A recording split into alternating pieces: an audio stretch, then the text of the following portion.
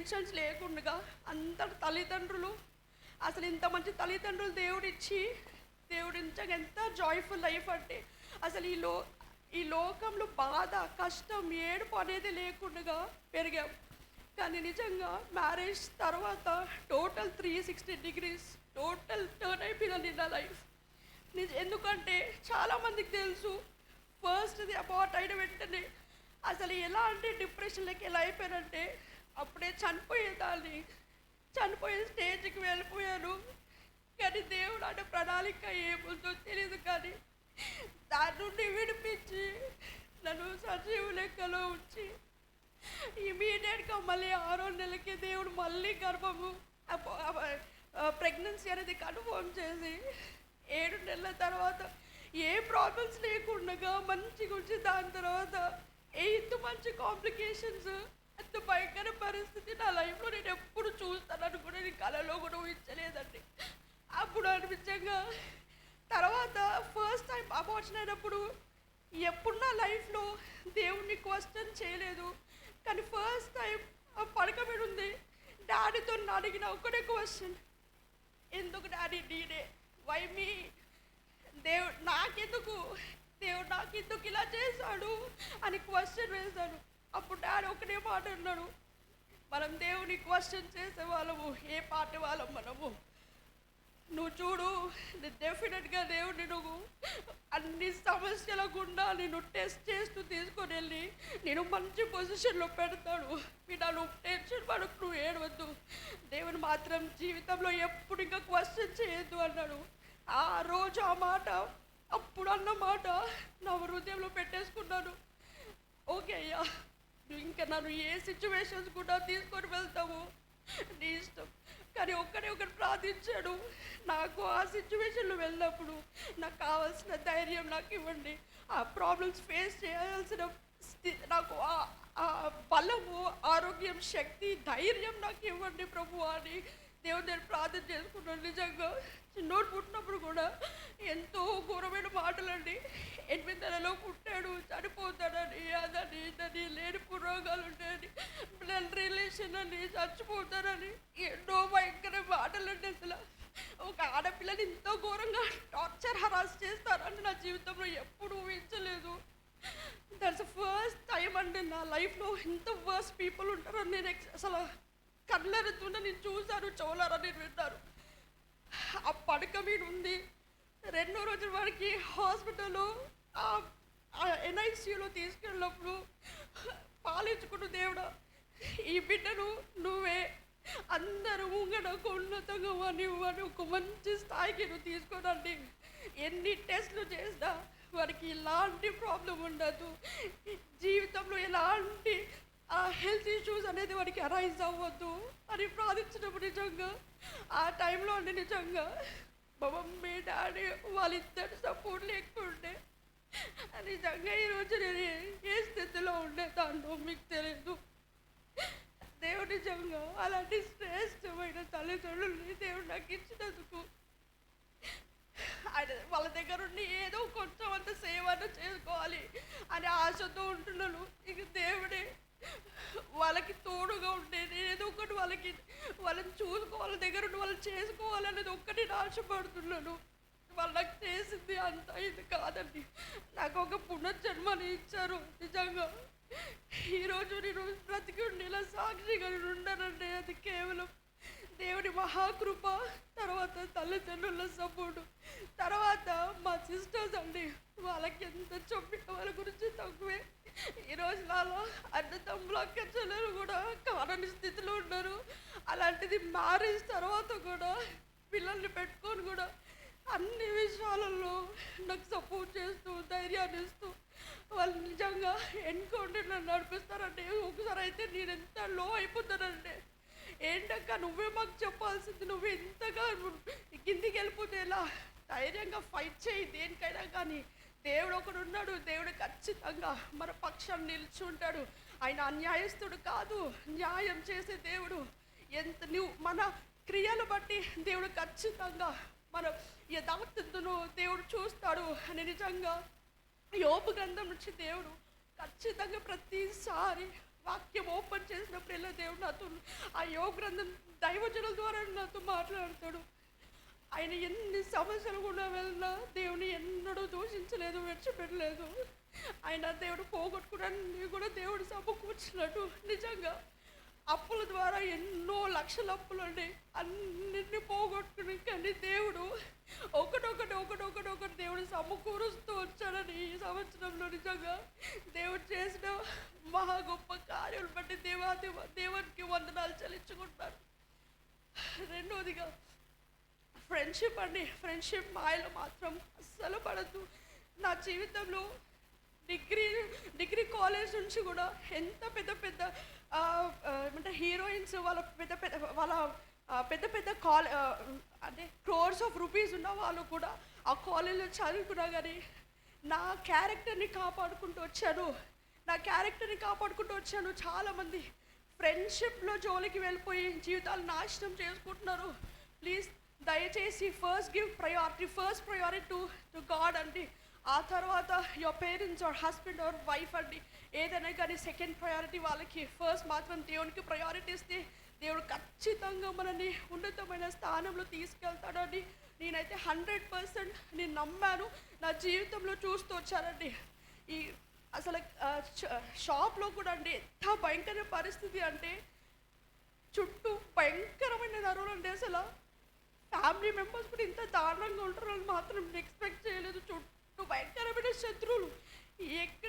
ఇక్కడ నుంచి ఏమొస్తుందో తెలియని పరిస్థితి. 2 సార్లు షార్ట్ సర్క్యూట్ అయిపోయి కాలిపోయినట్టు దేవుడు మమ్మీకి చూపించాడంట. అసలు అంత పెద్ద యాక్సిడెంట్ నుంచి దేవుడు తప్పించి జస్ట్ ఒకసారి ఫ్యూజ్ ఆన్ అయిపోయి ఆఫ్ అయిపోయి అలా 2 సార్లు జరిగింది. కొంచెం అయితే షార్ట్ సర్క్యూట్ అయిపోయింది, మాత్రం అది దేవుడు తప్పించాడు. లేకపోతే షార్ట్ సర్క్యూట్ అయిపోయి మొత్తం షాప్ అంతా కాలిపోవాల్సిందే ఆ రోజు. అలా దేవుడు నిజంగా ఆ షాప్ నుంచి దేవుడు గొప్ప కార్యం చేశాడు. రెండవదిగా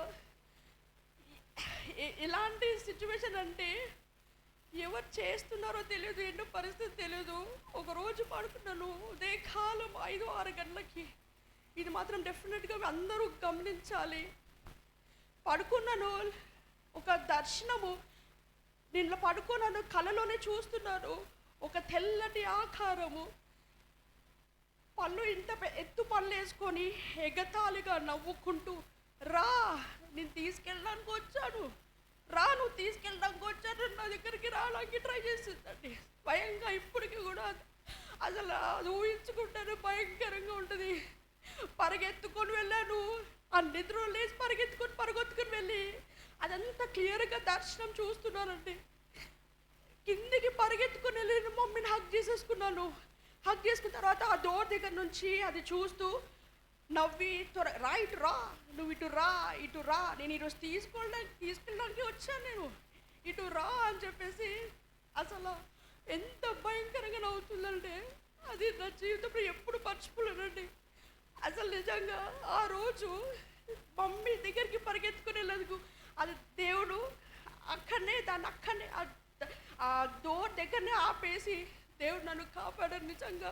లేదంటే నెక్స్ట్ ఏ శోధన రాబోయేదో, ఎలా ప్రమాదం వచ్చేదో తెలీదు. ఉదయకాలమే లేచిన వెంటనే మమ్మీ ఏది ఉన్నా కానీ A to Z నా బెస్ట్ ఫ్రెండ్ అండి. నేను ఎవరికి షేర్ చేసుకోను, దేవుడి దగ్గర షేర్ చేసుకుంటాను. సెకండ్ మా మదర్ అండి. ఏది నేను ఎవరితో షేర్ చేసుకోను. ఒక్కటే ఒంటరిగా ఉండన్నా ఏడుచుకుంటూ ఉంటాను, లేదంటే మమ్మీతోనన్నా షేర్ చేసుకుంటాను. ఒక్కొక్కసారి ఆ బాధ మమ్మీకి ఇప్పుడు హార్ట్ ప్రాబ్లం ఉంది కదా అని కొన్ని అవి కూడా నేను చెప్పుకోకుండా నాలో నేను దిగ్గిపెంగుకుంటాను. దేవుడి దగ్గర కింద పరుపు కొట్టుకున్నంతగా ఏడుస్తూ ఉంటాను. అప్పుడే దేవుడు ఒక రోజు ప్రవచనకు మమ్మీతో మాట్లాడాడు. అక్కడ ఉపవాస కోడికలో అక్కడ కూర్చున్నప్పుడు ఆ డోర్ దగ్గర కూర్చున్నాను, ఏడుస్తున్నాను. ప్రభువా, ఈరోజు నువ్వు నాతో మాట్లాడితే నా జీవితకాలం అంతా నీకు సాక్షిగా నేను బ్రతుకుతాను. నువ్వు నన్ను ధైర్యపరచండి అయ్యా, నువ్వు నన్ను స్ట్రాంగ్ చేయండి అయ్యా. ఎన్ని సమస్యలు వచ్చినా నేను ఫేస్ చేయడానికి రండి, కానీ నువ్వు నాకు నా పక్కన నిలుచు, నువ్వు నన్ను ధైర్యపరచు, ముందుకు తీసుకువెళ్ళాలని నేను ప్రార్థించినప్పుడు దేవుడు నాకు మరీ చేసిలా నేను నీ పక్షాన ఉన్నాడు. నువ్వు ధైర్యపడకు, నిన్ను శత్రువుల ముంగ నేను ఒక ఉన్నతమైన స్థానంలో నిలబెట్టబోతున్నాను. నీ అరచేతిలో, నా అరచేతిలో నిన్ను, నీ కొడుకుని అరచేతిలో నేను చెక్కుకున్నాను. నువ్వు ఆశ్చర్యపడకు. రానున్న కాలంలో ఒక ఉన్నతమైన ఆశీర్వాదాల చేత నేను నింపబోతున్నాను. పోగొట్టుకున్నాను, నేను సమకూర్చబోతున్నాను అని దేవుడు మాట్లాడాడండి. ఆ వాగ్దానం పెట్టుబడి ప్రతిరోజు ప్రార్థిస్తున్నారు. నిజంగా నేటి వరకు ఆయన రెక్కల క్రింద, ఆయన రెక్కల క్రింద ఆయన చెక్కుకోకపోతే నిజంగా నేను ఏమయ్యేదాను. అసలు ఇంకా చాలా ఉందండి. నిజంగా దేవుడు చేసిన గొప్ప కార్యంలో ఒక 2-3 కార్యంలో నేను చెప్పాను. మీరందరూ కూడా నా గురించి ప్రార్థించేయండి. ఇంకా ఆన్లైన్ బిజినెస్ ఎక్స్పాన్షన్ అని ఆశపడుతున్నాను దేవుని దయ వల్ల. ఇంకా అనేక సబ్స్క్రైబర్స్ పెరిగి అనేకులకి నా ఛానల్ రీచ్ అయ్యి నిజంగా అయ్యాను. మొదటి ఒక్క గొప్ప ఎగ్జాంపుల్ ఏంటంటే, నిజంగా ఆన్లైన్లో కూడా క్రైస్తవులను సపోర్ట్ చేయరండి. నిజంగా చెప్తున్నాను కదా, హిందూస్ ముస్లిమ్స్ నా దగ్గర పర్చేస్ చేసినంత క్రైస్తవులు మాత్రం నా దగ్గర పర్చేస్ చేయరు. ఈ జీవితం ఈ రోజుకు నేను చూస్తున్నాను అదే. మనని మనం ఎవ్వరు సపోర్ట్ చేయరండి. నిజంగా వేరే వాళ్ళే సపోర్ట్ చేస్తారు. నిజంగా నేను ఆ విషయంలో చాలా గర్విస్తాను. వేరే వాళ్ళు నిజంగా దేవుడు నమ్మని వాళ్ళు నన్ను సపోర్ట్ చేస్తున్నారు. అండ్ సంఘంలో శ్రీనన్న ఇంకా కొంతమంది ఆంటీ వాళ్ళని సపోర్ట్ చేస్తున్నారంటే ఈరోజు అందరికీ ఈరోజు థ్యాంక్స్ చెప్పాలని ఆశపడుతున్నాను. నిజంగా ఒక ఆడపిల్లని చాలా సపోర్ట్ చేస్తున్నారు. మీ అందరికీ కూడా పేరు పేరున వందనాలు చెల్లించుకుంటున్నాను. ఒక పోలీస్ అడ్మినిస్ట్రేటివ్ ఆఫీస్ అంటే లక్టీ కపూర్ నుంచి మేడ్ అ కాల్, ఒక్కరిసారి ఒక కాల్ చేసి, జయశీల నేను నాకు నైటీస్ డ్రెస్సెస్ కావాలి, శారీస్ కావాలి, నేను వస్తున్నా నాన్న, నేను స్క్రీన్ షాట్ తీసి పెట్టాను, అమౌంట్ కూడా పే చేస్తానంటే నాకు ఒక్కసారి వణుకొచ్చిందండి. ఎందుకంటే పోలీస్ ఆఫీసర్ని నమ్మలేము. అది మనకి అమౌంట్ వస్తుందో లేదో కూడా తెలీదు, వాళ్ళతో పెట్టుకోలేమో అనుకున్నాను. కానీ నిజంగా షీజ్ 50 years old లేడీ అండి. అసలు ఎంత విజేత అంటే అండి, అసలు నా ఛానల్ వాళ్ళకి రీచ్ అవ్వడం ఏంటి, డైరెక్ట్ ఇంటికి వచ్చిందండి సాక్ష్యం. మా మమ్మీ ఇంటికి అడ్రస్ పెట్టాను, ఏదైతే అది. కానీ దేవుడు ఎందుకు ఆమెను తీసుకొచ్చాడో తెలియదు. మనం న్యాయంగా ఉన్నాం. నేను ఎవరిని మోసం చేయట్లేదు, ఎవరిని అన్యాయం చేయలేదు ఇప్పటివరకు. అందరికీ 100% వాళ్ళు పెట్టిన ₹1 ఇంకా ₹2 నాకు షిప్పింగ్ ఛార్జెస్లో నాకు ఒకసారి లాస్ అయినా కానీ వాళ్ళకి చేరేటట్టు నేను చేశాను. అన్యాయం చేయనప్పుడు ఎందుకు భయపడాలి, ఎవరికి భయపడాలి అని చెప్పేసి ధైర్యంగా అడ్రస్ లొకేషన్ ఇచ్చాను. డైరెక్ట్ ఇంటికి వచ్చింది. ఇంటికి వచ్చి అమౌంట్ పే చేసి ప్రోడక్ట్స్ తీసుకొని వెళ్ళిందండి. అంత గొప్ప కార్యములు చేశాడు. నిజంగా ఏ పాటి దాననయ్యా నన్ను ఇంతగా హెచ్చించుటకు అని ఎప్పుడు నాకు ఈ పాట ఎప్పుడు నా మైండ్లో మసులుతూనే ఉంటుంది. చనిపోవలసిన నన్ను దేవుడు తన అరిచేతిలో చెక్కుకొని ఈ స్థితిలో నుండి ఈ స్థితికి తీసుకొచ్చాడు. పోగొట్టుకుని అన్ని దేవుడు ఒక్కొక్కటిగా సమకూరుస్తూ వస్తున్నాడు. ఎంత చేసినా ఎంత చెప్పినా చాలా తక్కువ. దేవుడి కృపను బట్టి ఇంకా మీరందరూ కూడా ఆన్లైన్ బిజినెస్ గురించి ప్రార్థించండి, చిన్నోడి గురించి ప్రార్థించండి. ఈ చిన్నోడు నిజంగా చిన్న సమయాల వల్లే నేను అందుకే అంటే బాగాలేకపోయినా ఏం చేసినా వాని ఇంట్లో ఎప్పుడు వదిలిపెట్టను, తీసుకొచ్చి మందిరంలో వదిలేస్తాను. వాడు సండే స్కూల్కి తీసుకెళ్ళి వదిలేసి ఒక 15-20 minutes ఉన్నా వచ్చేసిన, కానీ దేవుడి సన్నిలో ఉన్నాడు చాలు, దేవుడు చూసుకుంటాడని వాడికి నేను టీచ్ చేస్తూనే ఉంటానండి. ఒకరోజు మొన్న అకస్మాత్తుగా ఇద్దరికి ప్రేయర్ చేయడానికి దేవుడు సహాయం చేశాడండి. చిన్న వయసులో ఎంత మంచి చక్కగా ప్రార్థన చేస్తాడంటే అసలు నిజంగా ఊహించలేము, అంత చక్కగా ప్రార్థన చేస్తాడు. వాళ్ళే ఆశ్చర్యపోయారు, నిజంగా ఇంత చిన్న వయసులో ఎంత చక్కగా ప్రార్థన చేస్తున్నాను. నిజంగా దేవుడి మహాకృపను బట్టి నేను అందుకే దేవుని చిన్న సమయాల వాళ్ళే ప్రభా నువ్వు ఆ బిడ్డను ఎందుకు ఇచ్చావో నాకు తెలియదు. భయంకరమైన పరిస్థితి నుండి వాడికి ఇంత మంచి ఆరోగ్యం. ఇప్పుడు వాడు మాట్లాడిన మాటలు, వాడుకున్న తెలివి సామాన్యంగా ఈ రోజు ఉన్న పిల్లలకి చాలా తక్కువ అండి. 75-80% నా గొప్పతనం అని కాదు, దేవుడు నాకు ఇచ్చిన శ్రేష్టమైన కొడుకు అండి. వాడు బ్రతుకుడం నాకు ఒక సోర్స్ అండి.